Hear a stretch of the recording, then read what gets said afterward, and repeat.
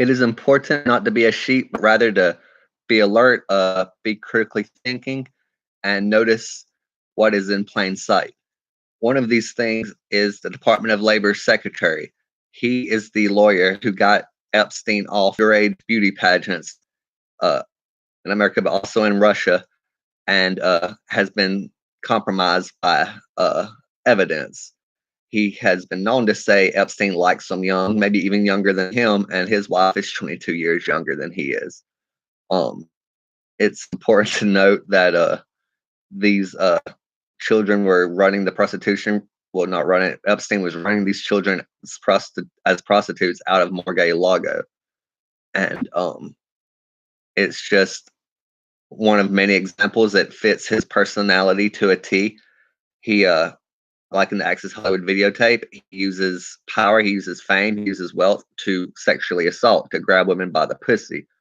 He is ugly, he is ignorant, and he is a golden spoon entitled twat that actually rapes women, then brags about it and has white trash back him up.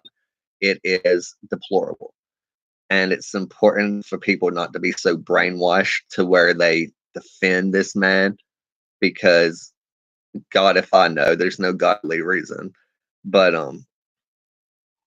this is even the first time we've seen him act this way. It's his campaign lawyer, his campaign manager in Oklahoma is in jail for the same thing, and it's just a reoccurring theme around him. It's Saudi Arabians, the people who were mostly the 9/11 attackers.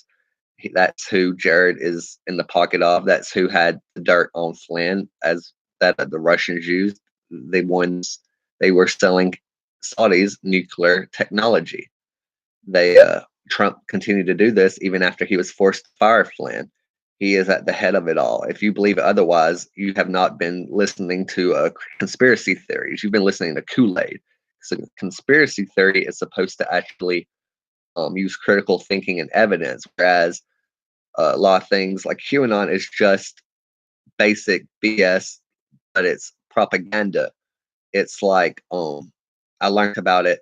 It was the same trick and I learned in 2013. Like this woman already knew Trump was running and picking Pence, said it sounded like trumpets, and that there would be some kind of target policy, and my town would ban it. Like they had it all planned out, and they were trying to already start the protests and counter protests like they did in Charlottesville, and above and other things like a Nielsen test is what she called it, like trying to figure out our opinions on stuff. And Alabama, they knew he was picking Sessions and asked me my opinion on Roy Moore and Doug Jones and Luther Strange.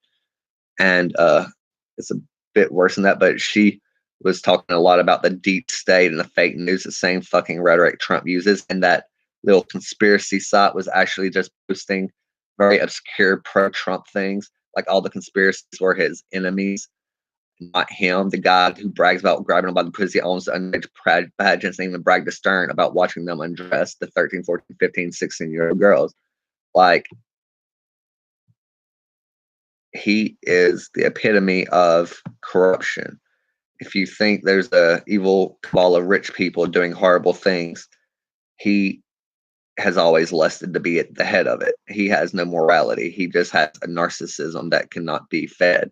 This hole in his heart will continue to grow and it will drag our whole nation into it. There's no feeling that kind of insecurity, that kind of rage, that kind of immaturity. It is destruction. It is ignorance. It is a useful idiot that Russia wanted to be as president. I mean, you can just, that's what they funded. That's what their intelligence officers were doing. That's what the fake Facebooks were about. It was to for Hillary to lose. It was really for Trump to win.